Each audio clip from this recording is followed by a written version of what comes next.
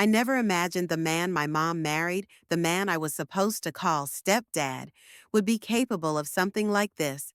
What I saw that day, it still haunts me, but it also saved my life. The calm before the storm.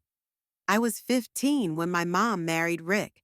He was one of those man's man types, always in a flannel shirt, fixing things around the house, and charming everyone with that deep, gravelly laugh.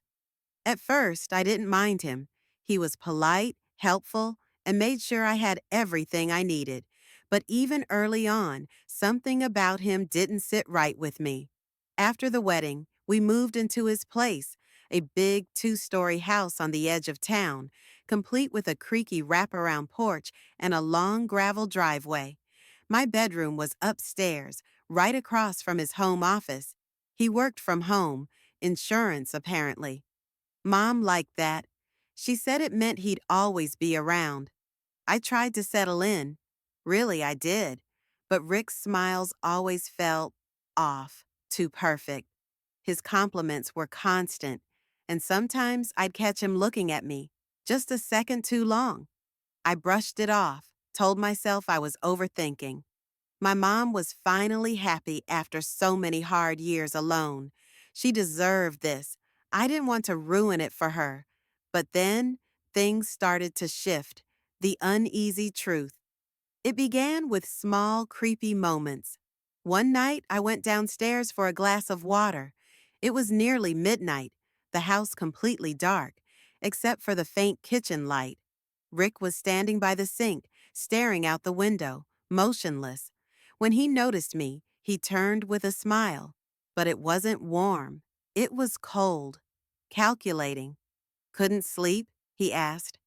Yeah, I muttered, avoiding his eyes as I filled my glass. You're growing up fast, he said quietly. I froze. My skin prickled. I mumbled something and rushed back to my room. That night, I started locking my bedroom door. Mom thought I was being dramatic, but I didn't care. Rick never did anything obvious, but he always felt too close, like he was just waiting, watching. One evening, Mom had to work late, and Rick offered to make dinner. I ate fast and tried to head upstairs, but he stopped me with a hand on my shoulder. Sit with me for a bit, he said. Let's talk. I've got homework, I said, trying to pull away. Just a few minutes, he insisted. So I sat. He started asking questions, school stuff, friends, boys. At first, it seemed innocent. But then, do you have a boyfriend? He asked. No, I replied, eyes fixed on the table. Why not? You're a beautiful girl. He paused. I mean, you must have boys chasing after you. I froze. My stomach dropped. I made an excuse and practically ran to my room. That night I barely slept. I kept hearing footsteps outside my door, soft creaks on the floorboards, like someone was pacing. The next morning I told my mom everything, the stares, the weird comments, how he made me feel. She just looked at me, shocked, hurt. Rick would never do that. He loves you. He's trying to be a good stepfather. He's not, I said, desperate. He's creeping me out, Mom. She sighed. I think you're just struggling to adjust. This is new for all of us. And that was it. She didn't believe me, or maybe she just didn't want to. The truth revealed. I felt completely alone until everything changed.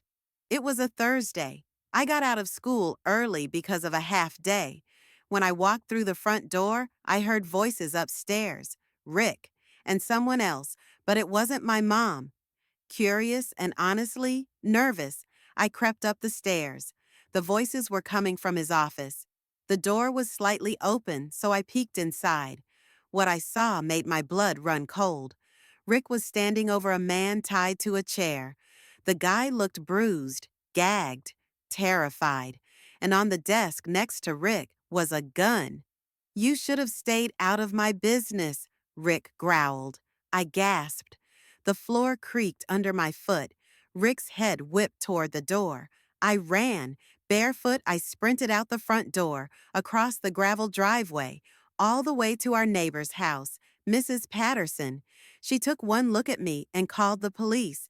When they arrived, I told them everything, what I saw, what I heard, what I'd felt for months. They arrested Rick that evening. Turns out Rick wasn't just some friendly insurance guy. He was running a massive identity fraud operation. The man tied up in his office? A former partner, someone who had threatened to expose him. Rick was planning to make sure that never happened. And when they searched the house, they found hidden cameras. In my room. That was the final blow. My mom was shattered. She blamed herself, but I didn't. Rick was a manipulator, a predator. He fooled all of us. The trial was long and brutal. I had to testify, relive it all. But in the end, Rick was sentenced to 20 years in federal prison. We moved out of that house into a small, noisy apartment downtown.